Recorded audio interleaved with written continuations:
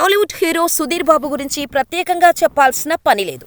Super star Mahesh Babu బావగా Sudheer Babu SMS సినిమాతో టాలీవుడ్కు entry ఇచ్చాడు. ఆ సినిమాతో నటుడిగా సుధీర్ బాబు మంచి గుర్తింపు తెచ్చుకున్నారు. ఆ తర్వాత సుధీర్ బాబు నటించిన ప్రేమ కథా చిత్రం సూపర్ హిట్ అయింది. హారర్ కామెడీ చిత్రంగా వచ్చిన ఈ సినిమా ప్రేక్షకులను ఎంతగానో మెప్పించింది. ఈ చిత్రంతోనే సుధీర్ బాబు సూపర్ హిట్ అందుకున్నారు. అయితే సుధీర్ బాబు ఆ తర్వాత చేసిన సినిమాలు ఏవీ కూడా అంతగా ఆకట్టుకోలేదు. తాజాగా ఈ హీరో హరోం హరా అనే సినిమాతో ప్రేక్షకుల ముందుకు వచ్చేందుకు సిద్ధమయ్యాడు.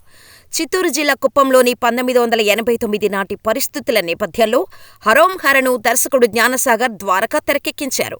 ఈ సినిమాలో మాళవిక శర్మ హీరోయిన్గా నటించింది. అలాగే ఈ సినిమాలో సునీల్ కీలక పాత్ర పోషించాడు. ఈ నెల 31న హరోం హరా సినిమా విడుదల కానుంది.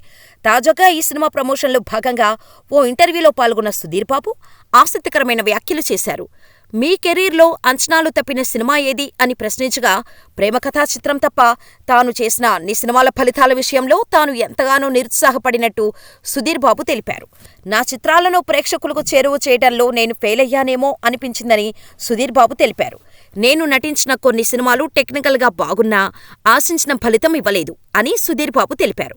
అలాగే మహేష్ బాబుతో మల్టీస్టారర్ మూవీ ఎప్పుడు చేస్తారు అని అడగగా, అందుకు తాను ఎంతో ఆసక్తిగా ఎదురుచూస్తున్నట్టు సుధీర్ బాబు తెలిపారు. మల్టీస్టారర్ గురించి తమ మధ్య ఎలాంటి చర్చ జరగలేదు. అది సాధ్యపడితే త్వరలోనే ఆ సినిమా మొదలవుతుంది అని సుధీర్ బాబు తెలిపారు.